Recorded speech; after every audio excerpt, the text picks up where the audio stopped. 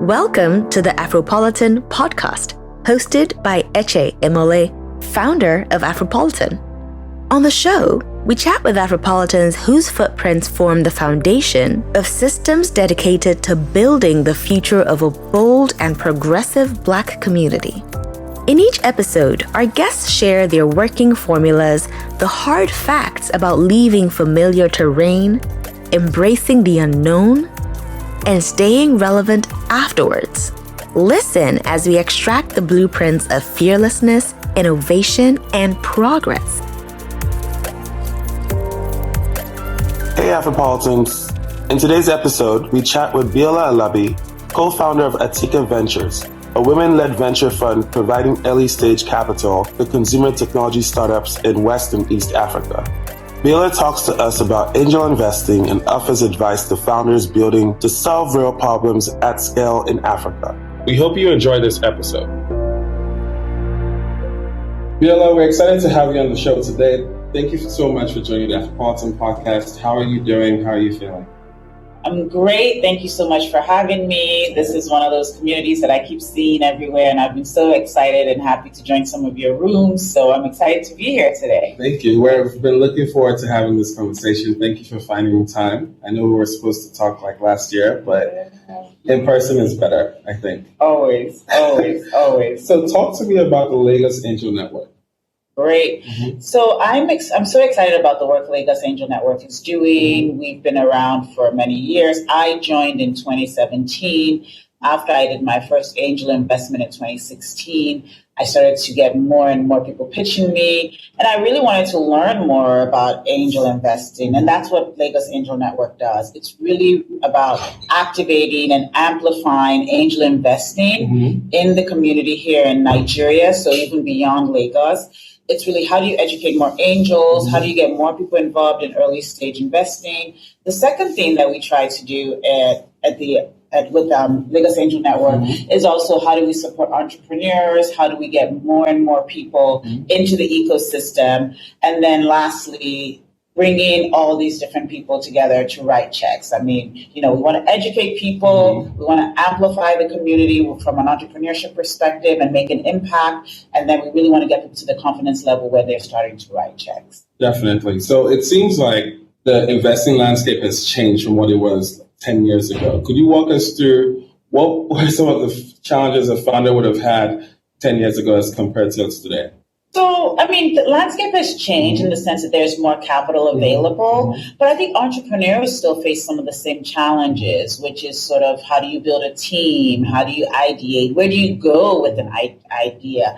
But it's amazing the resources available today. I mean, 10 years ago, I think there was like one or two incubation centers. Today, there are tons of incubation centers around the country. I think the last count was there were almost over 500, but they're not only just in big cities. It's incubators, accelerators, they're global companies looking also at African creators and African innovators. And so I'm really excited about the fact that this revolution is happening and that there's so much more access to founders and builders. I still think it's challenging. It's always challenging to raise money, no matter who you are and no matter where you are. But it's really important. And we have so many more people interested in angel investing, interested in being involved in the ecosystem, reading about the technology ecosystem and the growth. And that's really made a huge difference. Definitely. Let's talk about some of the government regulations and how they affect startups in the African tech ecosystem. What advice would you give to startups operating in the current regulatory environment? So number one, I think that big kudos to all the people in our network and also in the government that worked on the startup bill. I think the startup bill, which is really to support startups in Nigeria, but this is happening across the continent, is a game changer. And that's actually going to be that's something that we're looking forward to in helping people understand the environment. The second thing is that founders need to constantly think about risk. Every business needs to think about risk. And regulatory is a risk for every business, even if you're an established company, if you're a startup, and you have to have have a plan for that. Even not having a plan, but keeping it in view is a plan. So you need to always be ready that the regulatory environment is changing and can change dramatically. But the other thing too is constantly, I mean, that's part of what Lagos Angel Network does, is also being advocate and really advocacy and working with government, which is why tons of people in Lagos Angel Network were also partnering on the startup bill. Because we want to create an ecosystem that is conducive, that allows innovation, and we have to be open to communication. We have to be open to helping governments understand what this ecosystem means and what it needs.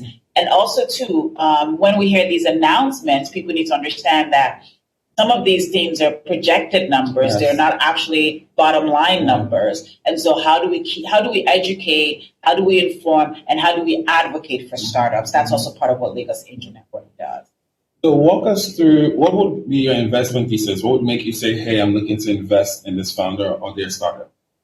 So as an angel investor, one of the things I'm always looking for is just solving a real problem. What is the pain point that is solved? And there are tons of things. I mean, if a founder just sort of sees something that works in Silicon Valley and just wants to replicate it here, it's really hard to get behind that, because it is sort of, we have unique problems, we have unique challenges, and are you solving those? Other thing for me is the team.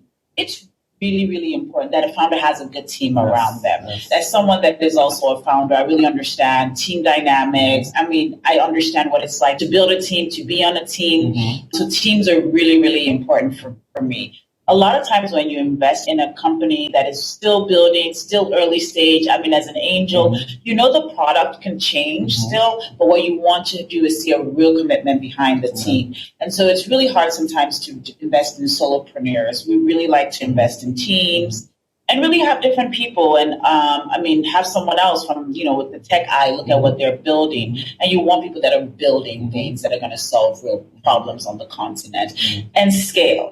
If you're building something, it has to be able to scale. It has to be able to, because the challenges on the continent are quite similar. We all have infrastructure challenges.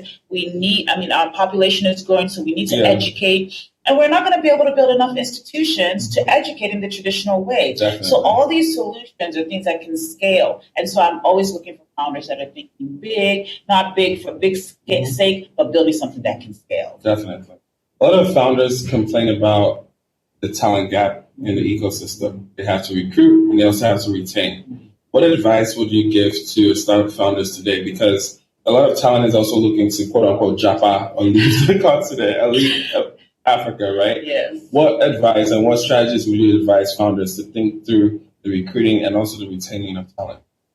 We actually had that conversation today. And I think what is so important is your value proposition as a company. What are you giving people beyond just sort of saying, hey, work with me, let's build this together? People want to know that there are also other things that they can get. So I think a lot of companies have started to think differently about how they give options and shares and how long it takes to vest. Also, people don't want to sort of be in a company and it takes forever to vest. I think the pandemic has really taught us a lot of different things. And I think we're all understand sort of like the fragility, but I think also too, this is something that's been happening over the years, is how we look at tenure at a company, how we look at how long people spend at companies. I think we also have to switch and change the way we think of these. And also, sometimes it doesn't sort of have to be like this long service. It could be a shorter service, but are you adding real value in the time you're there? And I think those are things we have to be open to. I think distributed workplace, the future of work is really going to change the way companies operate. But at the end of the day, we still have a training, have a talent gap that we need to fill. And that's only going to happen through upskilling people and democratizing education. For your LPs who join the Lagos Angel Network, a lot of people see exits like maybe the Paystack exit or the Flutterwave raise and say, oh, if I had known, I would have invested. How come these deals are not in front of us? But the truth of the matter is almost 90% of startups fail, right? How do you educate maybe newer LPs who might have capital but are not necessarily aware of the risk that, hey, it doesn't mean that if you invest in this startup that it will be 200 million exit like Paystack or maybe a unicorn like Flutterwave. There is a real possibility that, yes, your money feet lost. Yes, right? yes. Because we're seeing this in the ecosystem. We're saying, hey, we want to do this, but look, 90% of startups fail. It's a real fact. So what does that look like when you're getting in LPs, but also do you value experienced LPs who understand that coming in anyway? We really try to make sure, as part of our education, that risk is important. Yes. We tell people that risk is a real thing. We help people understand the early stage ecosystem, and also to the number of businesses that are successful.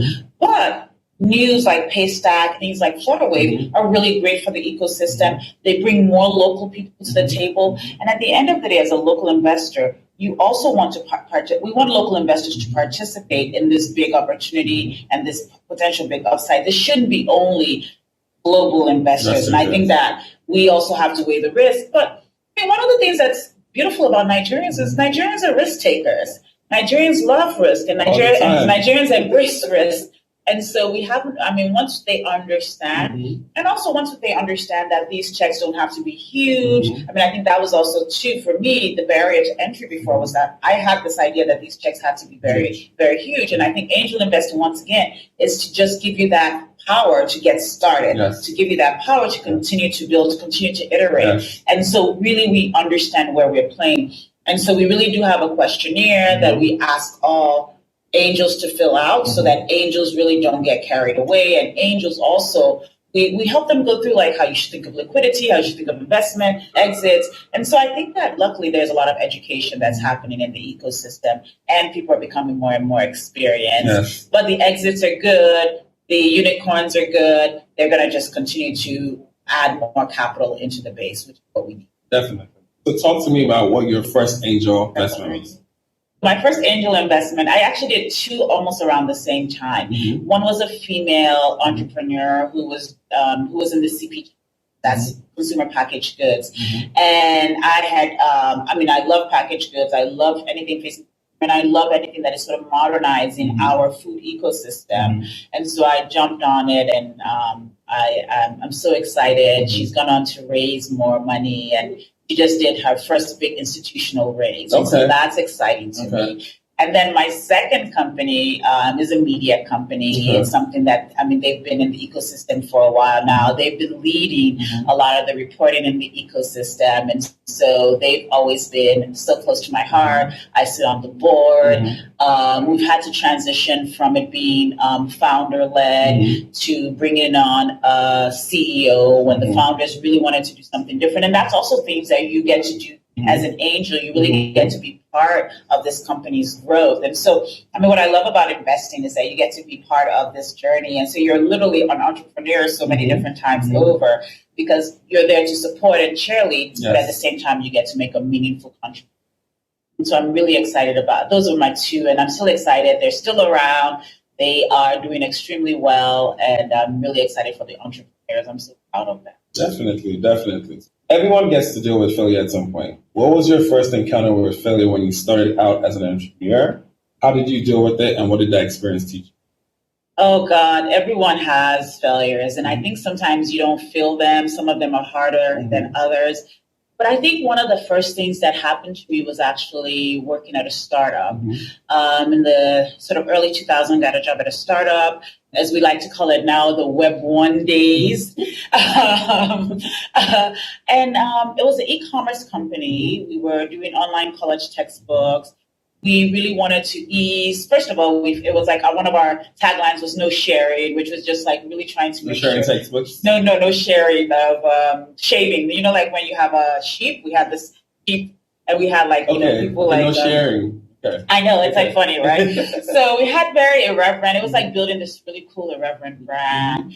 We had, for those people that know this, Tom Green was he's an American comedian. He was one of our ads. And then Minnie Me from the Mike Myers movies, they both did our ads. Really? Yes. It was huge. We had so much funding. Barnes & Noble approached us to buy us. We said, no, we're going to go public. I was an early employee. So I was really looking forward to this huge opportunity. And, there was early talks with Amazon at the time, when Amazon was just purely an online bookstore. And so we had cornered this college market, really trying to ease the process for students, trying to get rid of all these long lines. And in the end, we just showed up at work one day and they were like, yeah, we're out of money. Like, it was like literally like, we didn't get our next round of funding and we don't have any money. And it was like, oh, wow, what do you do? And so you're on this high, you had travel scheduled, you had all these things. And so now you were really unemployed. And I'd never experienced unemployment. I mean, I've been working since I was 16. And so not having a job, even though I was an employee, but it felt entrepreneurial because it was a startup, it was early stage. I was managing my own region. I owned my own budget. I was young. And so I think for the first time, I actually went through a mini depression. Like, I didn't even know that's what was happening.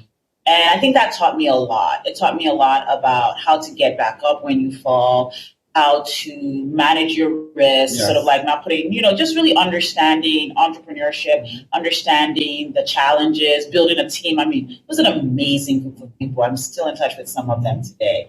And so that was my first brush with failure, and really, how do you recover from failure and go back in and sort of get another, sort of get back into the workplace. So that was tough. I always tell people, because a lot of people, when they join startups, they hear about the funding and then they say, okay, hey, we just got funded 10 million. They think that runs forever. I'm like, no, there's a runway. Yes. What advice would you give to founders? Because a lot of founders, they'll share the race, yes? Okay, we have money in the bank, but then the company starts to go. And maybe your runway is declining. Would you advise, because I've worked in startups too, where founders would say, look, how much we have in the bank.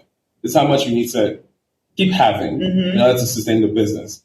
So as you guys are coming to work with sense, because the money finish. One yourself. So work with sense. So what advice do you think founders should do that? Because that level of transparency then lets people know, like, look, we're all doing our part on this ship. If you drop your ball here, if you drop our balls here, the ship can go down. Yeah. No. I definitely felt like that was one. I mean, we were all young. I mean, the founders were young. We were all young employees, which I think is the same thing now with startups. It's always that. I think they could have done a better job helping us understand the funding cycle, how much money we had, how much money we were making. I mean, I think that at that time, too, there was just so much capital in the market. This was right before the bubble burst, and no one really even thought about it. And so literally, I mean, the thing about a startup is the day your run rate runs out is the day you stop. Shut down, You shut down unless you're making revenue and enough revenue to cover your expenses. And so I definitely have to say, I would love for CEOs or founders to really be transparent, to engage, and to let people know that revenue targets are real and important. We just had a board meeting with one of my portfolio companies today, and those are the things we were saying is that you have all these things you want to achieve. You've just raised.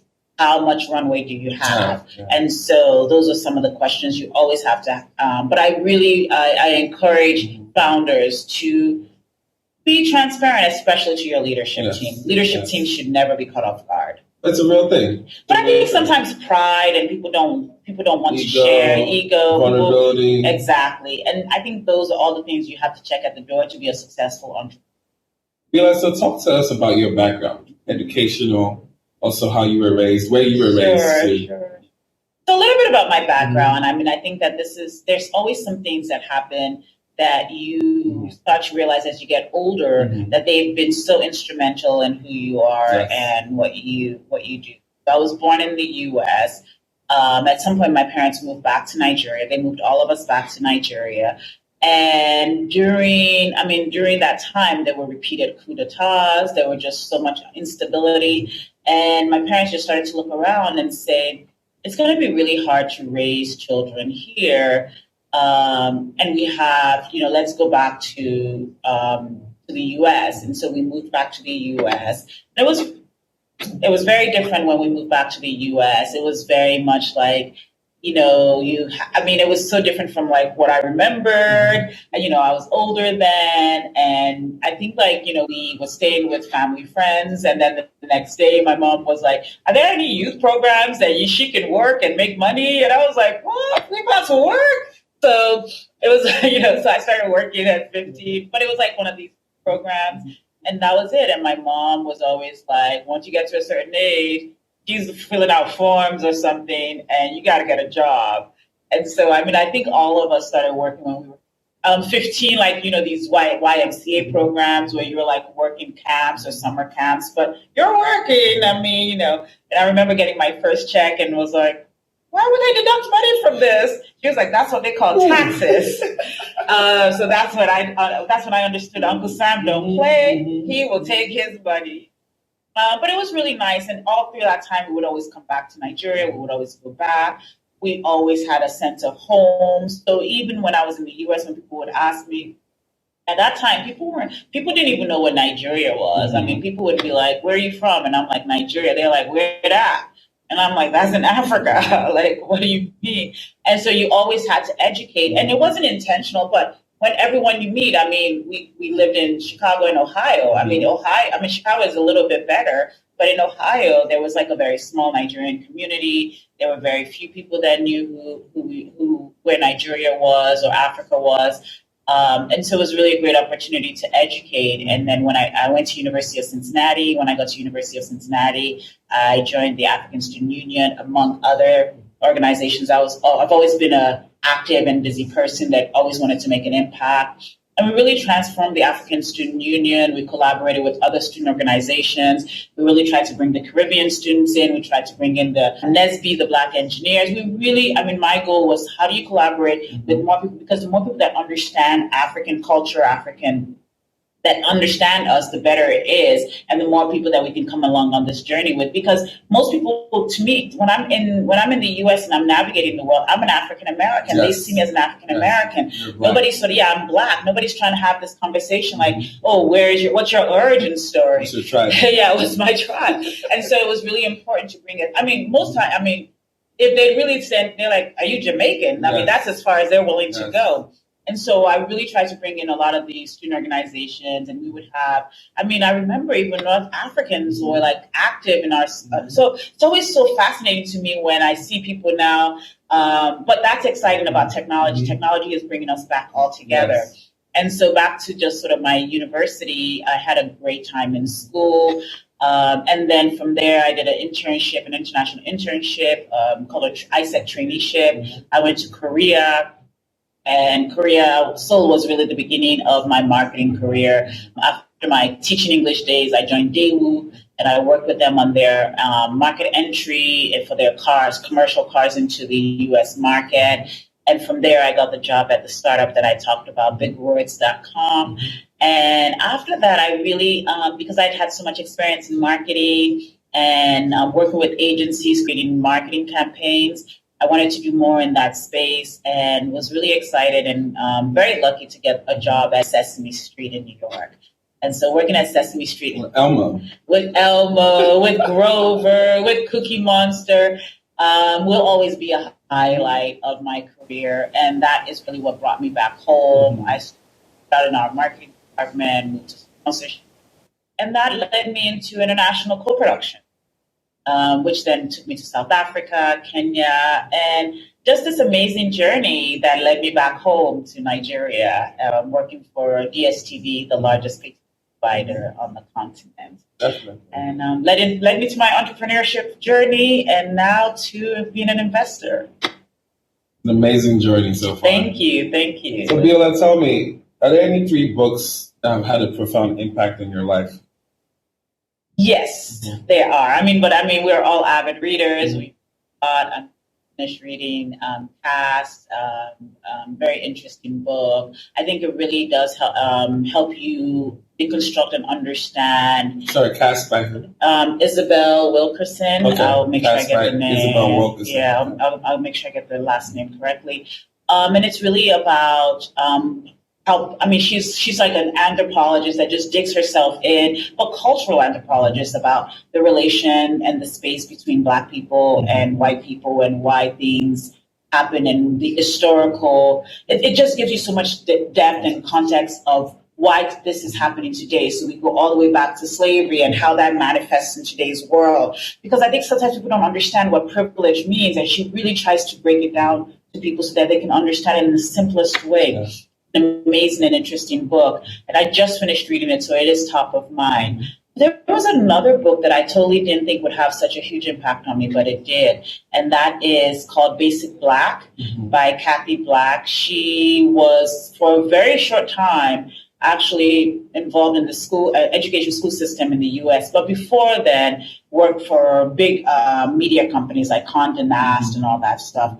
And I picked up the book by accident, just browsing bookstores, which is kind of like sad that you don't do that anymore. I was really looking for people and women to look up to professionally because I was building this professional career. And she was like one of these power broker women in New York at the time, working at the biggest media company. And her book was really about how to take up space, how to be present, how to be a meaningful contributor, but also how to build a 360 life. And I thought that was a different way. I don't like the idea of work-life balance. I like sort of this 360 life of like, how do you build a life that works for you? And that was really something that stood out to me. And another, one of my favorite books, who's also like one of my favorite people, is, and I've had the opportunity to actually sit through his course of him going through this book, is Bill George. He has True North. True North is one of my favorite books. It's really about finding your passion, connecting your passion to your reality, but also really constantly asking yourself, am I following my true north? And it's sort of like the metrics you have with startups, like what is your North Star? It is really all about that, but it's also, once again, about looking at your full life. And those three books, and of course, I mean, there's another book that I'll add, which is Essentialism by McEwen. I'll have to find you his first name. And he's a fellow global leader, young global leader at WEF. He's a fellow there. I mean, we met a couple of times. And he, when he talked about his book, I was so excited that I got a copy. And I think I've given True North out to more people than I can even think of. And I've given Essentialism out to more people than I can think of. And the reason why is because when you're a doer and an active person, it's so much, and you want to add value, it's so much easier to say yes. And I think sometimes you have to be very careful about saying yes, so that you're not so it's not about the quantity, it's about the quality. And it's almost sort of like once you start doing this and really starting to do that in one aspect of your life, you do it in other aspects of your life. And I think for me, essentialism has also be a way of looking through different lenses of saying, why am I buying? Even like, why am I consuming this? Why am I buying this? Is this money that I could better use somewhere else? And so it's sort of, once again, gives you, it's a framework for working, but also a framework for how you move through life and decision-making process. I love it. So Biola, if the only thing left in the world was to read a book about your life, what would you title the name of the book? That's a really interesting one. I think something along the lines of like oxygen in the room. Yeah. And I mean, that's because like a lot of times when you're in the room, especially if I end up in a lot of male dominated rooms. Sometimes there's please take this with a grain of salt. Sometimes you feel like men are just constantly taking up so much oxygen in the room. And so I have to say, you have to constantly like make sure you're breathing and also taking in your oxygen. So it would be something like the word oxygen, because that's how I feel sometimes. I'm like, you're sucking out all the oxygen in the room. Stop it. So I definitely will be something around oxygen and then in the room, because I mean, even today we were talking and you're saying that, when you look at some of the makeup of just the rooms you're in, the boards you're on, the companies you're in, you tend to look around and notice that, we need more women here. Definitely. And we need to create more seats here. And that's also really big for me when I'm investing. I still find it amazing that there could be a team of 10 people and not one woman on the deck. And first thing I do is, where are the women? Who is helping you think about diversity in your company? Definitely. What does being Afropolitan mean to you? Well, so, I mean, I think that what's really exciting about the term Afropolitan, especially as it sort of becomes, I love that we're using it more. There's a favorite person of mine who calls himself an Afropreneur. There's the Afro capitalism word that's being used. I think Afropolitan really is about someone that is global, but in a way that is connected to the continent. And so that is open to having conversations about what binds us. And for me, I always think of Black culture as really the epitome of Afropolitan, because when I have a really good friend who is Black Colombian, and when I'm scrolling Instagram and I'm looking at her in her community, she runs a couple of foundations. I literally feel like this could be in Lagos anywhere.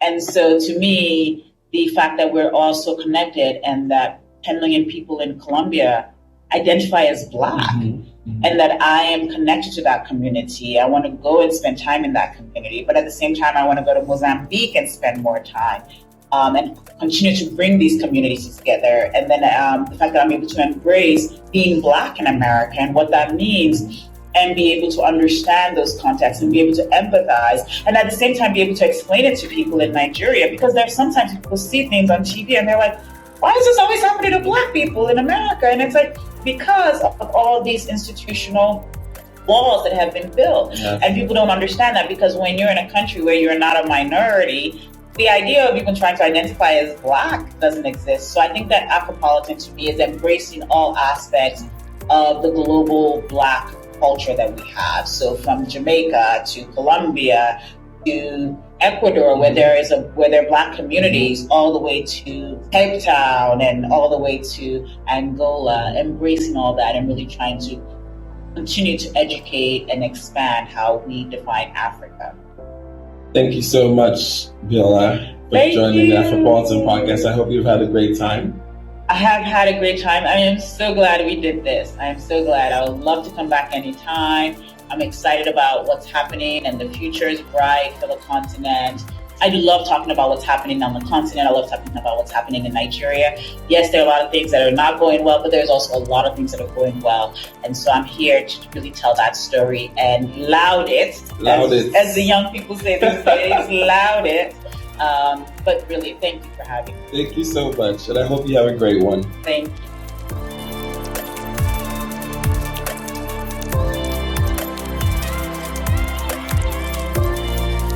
Thank you for listening to the Afropolitan Podcast. We are building the future of a progressive Black community. To join our community, you can follow us on Twitter and Instagram at Afropolitan. Be sure to join our Discord and Clubhouse community by clicking on the link tree on our Instagram page. See you on social.